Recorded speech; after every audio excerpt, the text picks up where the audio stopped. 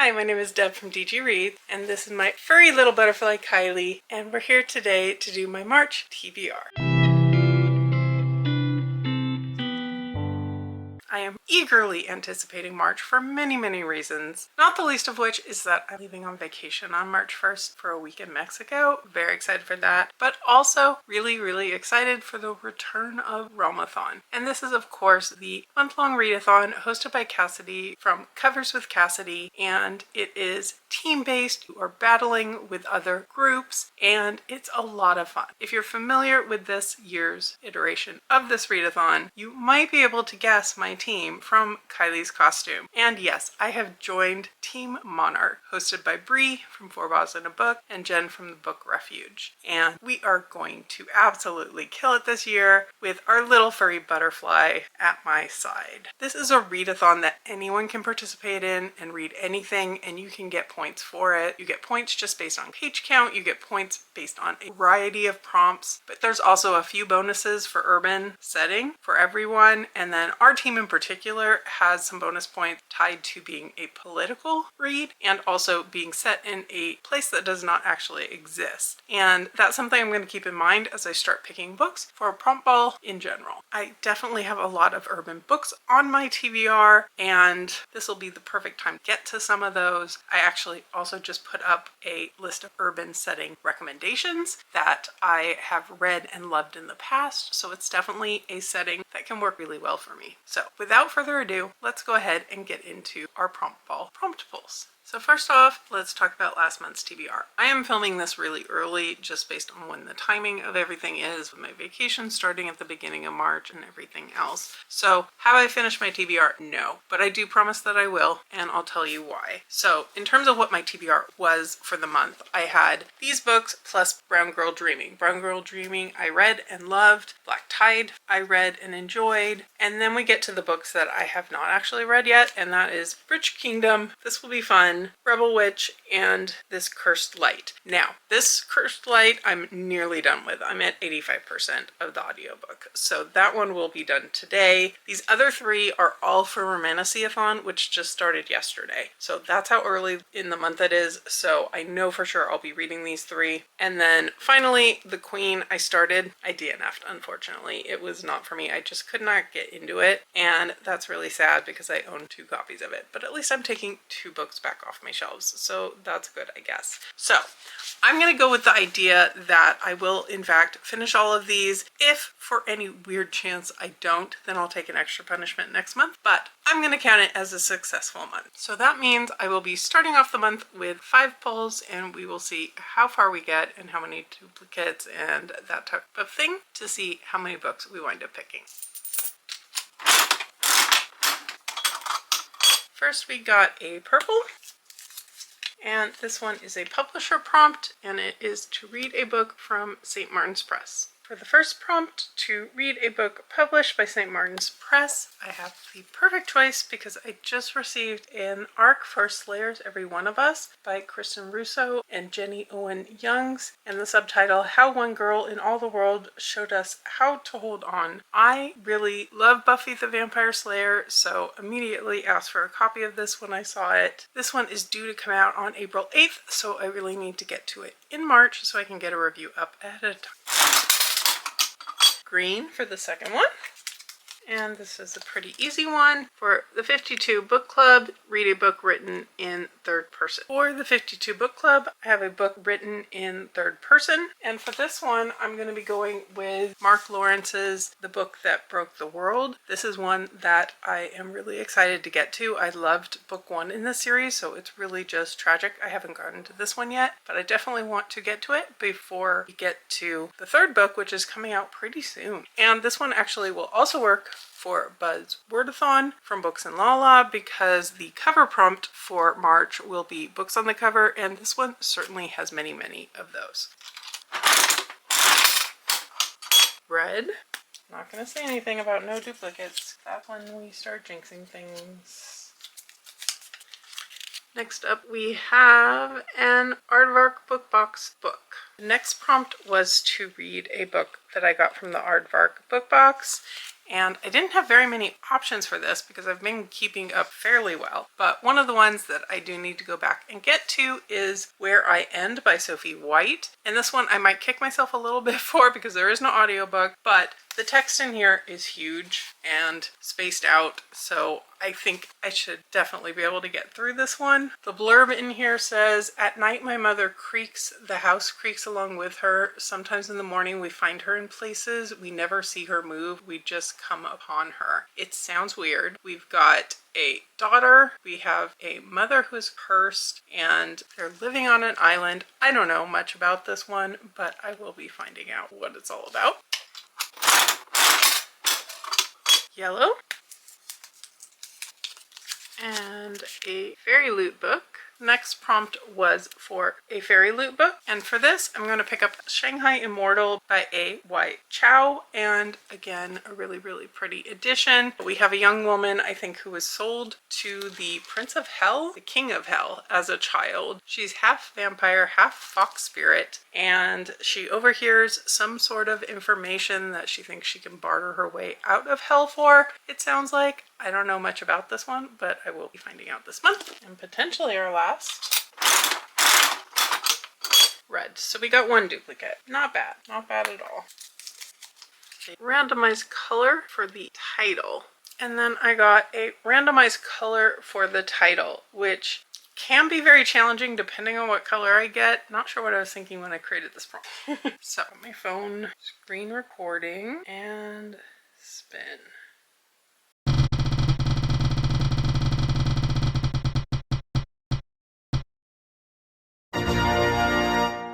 Okay, yellow. I feel like that's doable. Give me a minute. Okay, that was a little more challenging than I expected. I had a lot of gold titles that I was thinking about kind of stretching yellow to count, but I did find A Killing Cold by Kate Alice Marshall. This was a recent Book of the Month book that I picked up, and this is an author I've really enjoyed in the past, although with her YA writing for the most part, so I'm interested to check this one out, and I would kind of like to get to it before it gets totally warming up, which is going to be happening very soon in Los Angeles, I am sure. In this one, we have a whirlwind romance, as it says, and the guy is bringing the woman home to meet his family to try to win them over, and it's an isolated setting story. It's a snowy setting story, and both of those things tend to work well for me when it comes to a thriller, so I'm excited to check this one out. For our one bonus prompt, got a book published in 2023. And then we only got one duplicate this month. I think the game knew that I needed a little bit of an easy month since I'm planning to just mood read my way through the first week being on vacation. But the last one I got was published in 2023. And this is another one I might wind up kicking myself for because I'm picking a really chunky one, but that is Swordcatcher by Cassandra Clare. And it is the really pretty, of course, edition, and it is, as far as I'm aware, very urban setting, so perfect for Realmathon in March. And it's one that I really kind of need a kick to get to because it's a chunky read. I do really enjoy her writing. I find it pretty easy to read once I get going in her books, but this is the first one in a while that I'm picking up. So this is my official Promptball TBR, which is a little bit intimidating, but being that it is, in fact, Realmathon, I will have lots of extra motivation to be reading a lot and finishing a lot. So hopefully this will get read very quickly because, of course, there's more. I have a few arcs that I really want to get to in March. First off, I have Vera Wong's Guide to Snooping on a Dead Man by Jessica Sutanto, and this is a highly anticipated sequel for me. I am really excited to pick this one up. The character of Vera Wong is someone who is just a joy to read about, and her a little bit over involvedness, her snooping, her everything. Looking forward to being back in her universe. This is a gifted copy that I have from Berkeley Publishing. And then another one I'm super excited for is Cold Eternity by S.A. Barnes. I absolutely loved her first book and have been really excited to get to more. And this one comes out in April. It is space horror, and that's really all I need to know to pick up one of her books. I also have John Scalzi's When the Moon Hits Your Eye. This one is coming out in March. I want to say March 25th, although I could be off. But this one, we literally have a moon made of cheese, and I think it's going to be a cheesy, fun, good time.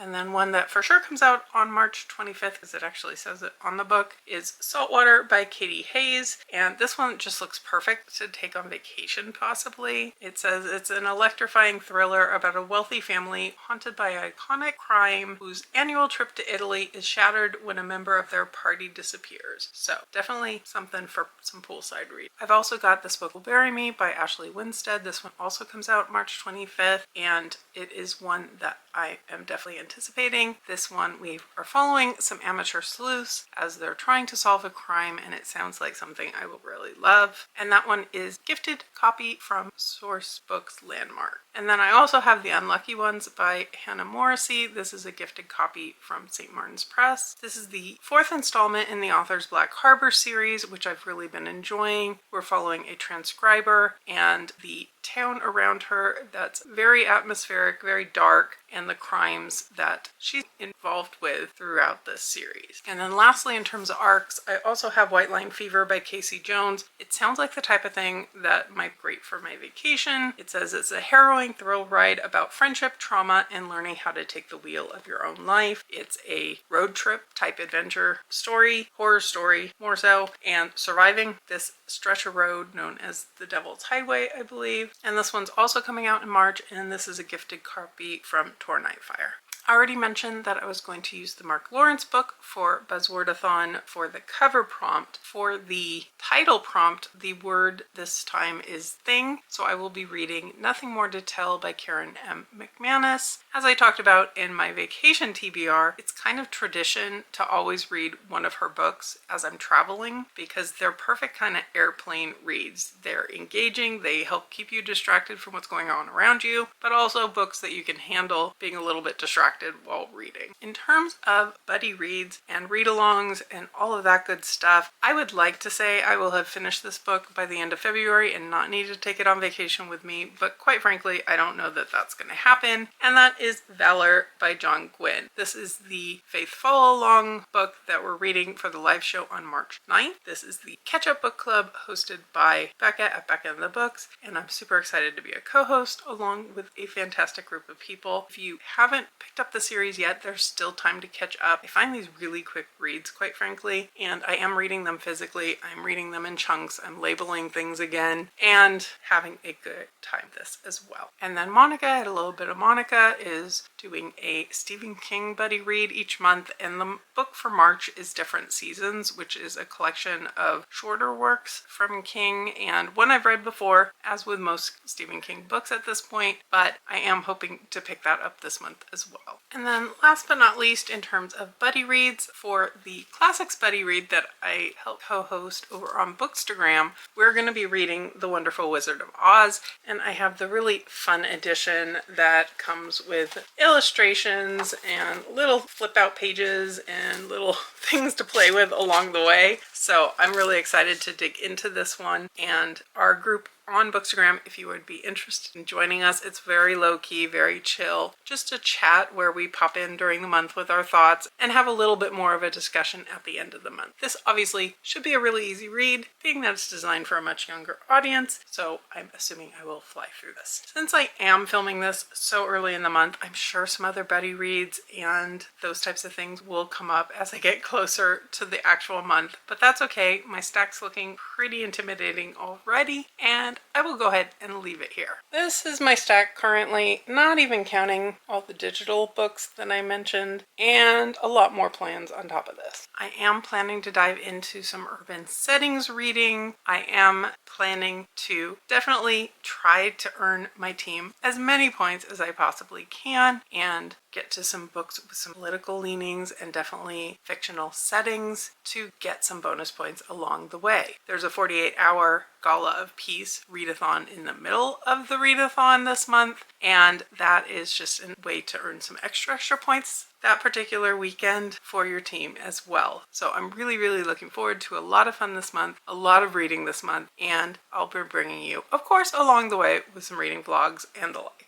Let me know in the comments below, are you participating in Realmathon? What team are you joining? I definitely would recommend the Monarchs because of course we are going to slay. But any team is okay. Are any of these books on your TBR? What are you most looking forward to reading in March? I'd love to hear all those things down below. And if you've made it this far and you don't have anything to comment, leave me a butterfly emoji for the Monarchs, or I suppose for your own team if you're on a different team. If you could hit that like button below, I would surely appreciate it, and subscribe if you're interested in my reviews of any of these books, more of my Realmathon adventures, or my bookish content in general. But for now, I'll leave you here and see you real soon in a new video.